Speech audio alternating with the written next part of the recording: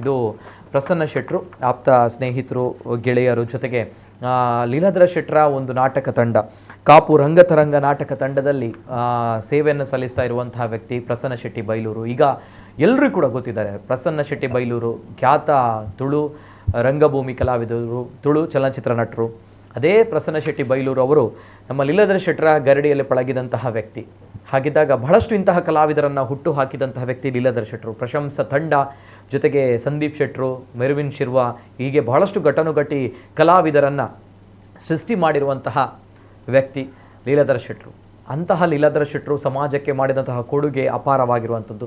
ಆದರೆ ಯಾಕೆ ಹೀಗಾಯಿತು ಅನ್ನೋಂಥದ್ದೇ ಬಹಳಷ್ಟು ಜನರ ಪ್ರಶ್ನೆ. ಮತ್ತೊಂದು ಕರೆ ಇದೆ. ಹಲೋ ಸರ್, ನಮಸ್ತೆ. ನಮಸ್ತೆ ಸರ್, ಹೇಗಿದ್ದೀರಿ ಸರ್? ನಮಸ್ತೆ ಸರ್, ತಮ್ಮ ಹೆಸರು ಸರ್? ನನ್ನ ಹೆಸರು ರಿಯಾದ್ ಅಂತ, ದುಬೈಯಿಂದ. ರಿಯಾದ್ ಅವರು ದುಬೈಯಿಂದ. ನಮಸ್ತೆ ರಿಯಾದ್ ಅವರೇ, ಮಾತಾಡಿ ಸರ್. ಮಾತಾಡಿ ಸರ್. ಇಷ್ಟು ತನಕ ನಮ್ಗೆ ಅದು ಮಾತು ಅವ್ರದ್ದು ಸತ್ತಿದ್ದಾರೆ ಅಂತ ಹೇಳಿದ್ರೆ ನಮ್ಗೆ ಎಷ್ಟು ತನಕ ಜೀರ್ಣ ಆಗ್ತದೆ. ನನ್ಗೆ ಅರೌಂಡ್ ಇಂಡಿಯಾದ 3 ಗಂಟೆ ರಾತ್ರಿಗೆ ನನ್ನ ಫ್ರೆಂಡ್ಸ್ ಫೋನ್ ಮಾಡಿದ್ರು, ಈ ತರ ಇತ್ತು, ಲಿನನ್ ಸುಸೈಡ್ ಮಾಡಿದ್ರಂತ. ನಮ್ಮ ಮನೆ ಎದುರುಗಡೆ ಮನೆ, ನಮ್ಮ ಮನೆ ಆದ್ಮೇಲೆ ಒಂದು ಕಂಡ ಇದೆ, ಕಂಡದ ನಂತರ ಅವ್ರ ಮನೆ. ಅಂದ್ರೆ ನಮ್ಗೆ ಅಷ್ಟು ಒಳ್ಳೆ ಅಂದ್ರೆ ನಮ್ಗೆ ಸಪೋರ್ಟಿವ್ ಅಂದ್ರೆ ನಂದು ಎಜುಕೇಶನ್ ಮಿಡ್ಲಲ್ಲಿ ಸ್ವಲ್ಪ ಪ್ರಾಬ್ಲಮ್ ಆಯ್ತು. ಅವಾಗ ನನ್ನ ತಾಯಿ ಹತ್ರ ಹೇಳಿದ್ರು, ಡೋಂಟ್ ವರಿ, ನಾನ್ ಮಗನನ್ನ ತಗೊಂಡು ಹೋಗಿ ಸ್ಕೂಲ್ಗೆ. ಇವತ್ತು ನಾನು ಈ ಪೊಸಿಷನ್ ಇದ್ರೆ ಉಂಟಲ್ಲ, ಅದು ಸ್ಪೆಷಲಿ ಲೀಲನ್ ಇರ್ಬೋದು. ಅವ್ರಿಗೆ ಕಾಸ್ಟ್ ಇಲ್ಲ, ಏನೂ ಇಲ್ಲ. ಅಂತ ಜನ ನನ್ನ ಲೈಫ್ ಅಲ್ಲಿ ನೋಡ್ಲಿಲ್ಲ ಸರ್. ತಮ್ಮ ಎಜುಕೇಶನ್ ಕೂಡ ಸಪೋರ್ಟ್ ಮಾಡಿದ್ರ ಲೀಲಣ್ಣ?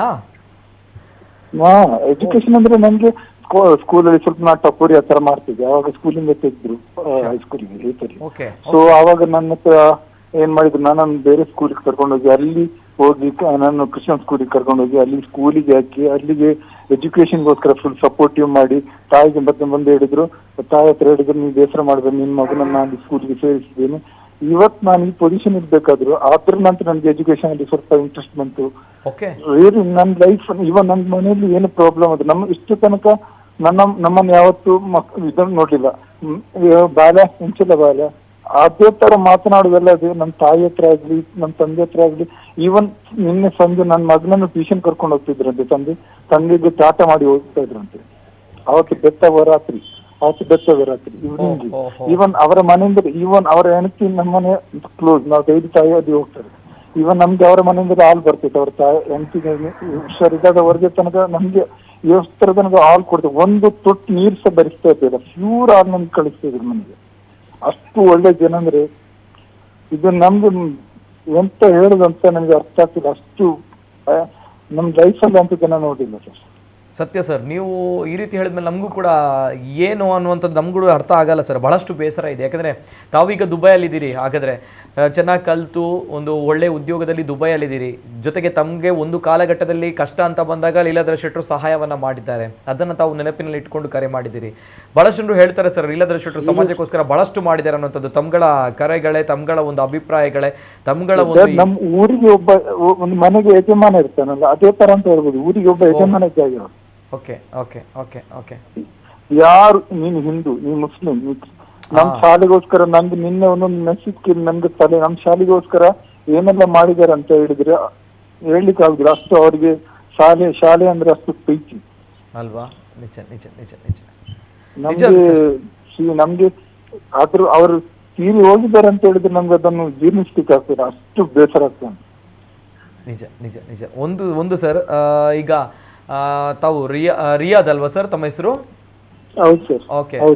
ಒಂದು ವಿಚಾರ, ಅವರು ಕೊನೆಯ ಕ್ಷಣದಲ್ಲೂ ಕೂಡ ಡೆತ್ ನೋಟಲ್ಲೂ ಕೂಡ ಉಲ್ಲೇಖಿಸಿದ್ದಾರೆ ಸರ್, ಜಾತಿ ಧರ್ಮ ಮತ ಇದೆಲ್ಲವನ್ನ ಭೇದ ಭಾವನ ಮರೆತು ನಾವೆಲ್ಲರೂ ಕೂಡ ಒಟ್ಟಾಗಿ ಬದುಕಬೇಕು ಅನ್ನೋಂಥದ್ದು. ಇದು ಲೀಲಾಣ್ಣ ಸರ್. ಯಾಕಂದ್ರೆ ಕೊನೆಯ ಕ್ಷಣದಲ್ಲೂ ಕೂಡ ಸಮಾಜದ ಬಗ್ಗೆ ಯೋಚನೆ ಮಾಡಿದಂತ ವ್ಯಕ್ತಿ. ಜೊತೆಗೆ ತಾವು ದುಬೈಯಲ್ಲಿದ್ದೀರಿ.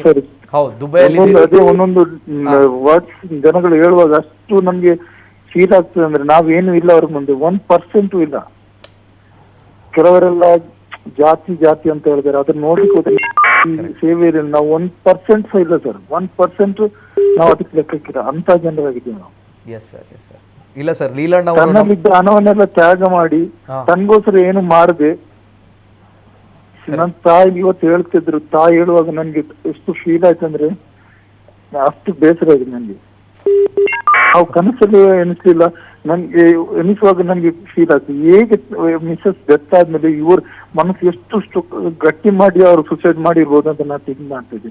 ಇವಾಗ ನನ್ನ ಕಲಿಕ್ ಒಬ್ಬ ಇದ್ದಾನೆ, ನಾವು ಒಟ್ಟಿಗೆ ಕಲ್ತದ್ದು, ಅವರ ನಮ್ಮನೆ ಹತ್ತಿರದ ಹುಡುಗನ ಹತ್ರ, ಅವನ ಹತ್ರ ನಾವು ಇವತ್ತು ಮಧ್ಯಾಹ್ನ ನಾವು ಅದೇ ಮಾತನಾಡುತ್ತಿದ್ವಿ. ಹೇಗೆ ಲೀಲನ್ನಿಗೆ ಮನಸ್ಸು ಬಂತು ಅಂತ ಜನ ಎಲ್ಲರಿಗೂ ಬುದ್ಧಿ ಹೇಳ್ತಿರುವ ಲೀಲನ್ನು ಹೇಗೆ ಮಾಡಿದ್ರು ಅಂತ ನನಗೆ ಗೊತ್ತಾಗ್ತಿಲ್ಲ. ನಿಜ ನಿಜ ನಿಜ ನಿಜ ಸರ್, ಬಹಳಷ್ಟು ಬೇಸರ ಆಗುತ್ತೆ. ನೀವುಗಳು ನಮ್ಮ ಕಣ್ಣನ್ನ ತೆರೆಸಿದ್ರಿ ಸರ್. ಒಂದು ಕಡೆ ಲೀಲಣ್ಣ ಅವರು, ಇನ್ನೊಂದು ಕಡೆ ತಾವು ರಿಯಾದ್ ಅವರು. ದುಬೈಯಲ್ಲಿದ್ದೀರಾ, ಚೆನ್ನಾಗಿ ಕಲ್ತಿದ್ದೀರಾ, ಉದ್ಯೋಗದಲ್ಲಿದ್ದೀರಾ ಅಂತ ಬಂದಾಗ ಏನು ಕಾರಣ ಅಂತ ಬಂದಾಗ, ಒಂದಾನೊಂದು ಕಾಲಘಟ್ಟದಲ್ಲಿ ಕಷ್ಟ ಇದೆ ಅಂತ ಬಂದಾಗ ಆ ಸಂದರ್ಭ ಲೀಲಣ್ಣ ತಮಗೆ ಸಹಾಯವನ್ನ ಮಾಡಿದ್ದಾರೆ ರಿಯಾದ್ ಅವರಿಗೆ. ನಿಜವಾಗ್ಲೂ ಕೂಡ ಇದು ನಮ್ಮ ಲೀಲಣ್ಣ. ಇದು ಕೂಡ ಯಾವ ರೀತಿ ಮನುಷ್ಯ ಜಾತಿ ಧರ್ಮ ಭೇದ ಭಾವನ ಮರೆತು ಸಮಾಜಕ್ಕೆ ಬದುಕಬಹುದು, ಬದುಕಬೇಕು ಅನ್ನುವಂಥದ್ದನ್ನ ನಮ್ಮ ಸಮಾಜಕ್ಕೆ ಮಾದರಿಯಾಗಿ ತೋರಿಸಿದಂತಹ ವ್ಯಕ್ತಿ ನಮ್ಮ ಲೀಲಣ್ಣ. ಬಹಳಷ್ಟು ಖುಷಿ ಇದೆ ಅವರ ಕೆಲಸದ ಬಗ್ಗೆ ಸರ್, ನೋ ಡೌಟ್ ಆ ಒಂದು ವಿಚಾರ. ಆದ್ರೆ ಬಹಳಷ್ಟು ಬೇಸರ ಇದೆ, ಕೊನೆಯ ಕ್ಷಣ ಹೀಗಾಯ್ತಲ್ವಾ ಅನ್ನೋಂಥದ್ದು ಬಹಳಷ್ಟು ಬೇಸರ ಇದೆ ಸರ್ ನಮ್ಗಳಿಗೆ. ಎಸ್ ಸರ್, ಅದು ಹೇಳಿ ಸಾಯೋದಿಲ್ಲ ಸರ್, ಅಷ್ಟು ಬೇಸರ ಉಂಟು. ನಮ್ಮ ಮಜೂರ್ ಕರಂದಾಡಿ ಹೇಗಂದ್ರೆ ಯಾರು ನಮ್ಮ ಮನೆಯಲ್ಲಿ ಯಾರಕ್ಕೆ ತೀರಿ ಹೋಗ್ತಾರ ಹಾಗೆ ಆಗಿರ್ಬೋದು, ಅಷ್ಟು ಬೇಸರ ಒಂದು ಜನರಿಗೆ. ನಿಮ್ಮ ಮನೆಯೂ ಕೂಡ ಇಲ್ಲೇ ಹತ್ರ ಬರುತ್ತೆ ಸರ್? ನಿಮ್ಮ ಮನೆಯೂ ಕೂಡ ಇಲ್ಲೇ ಹತ್ರ ಬರುತ್ತಾ?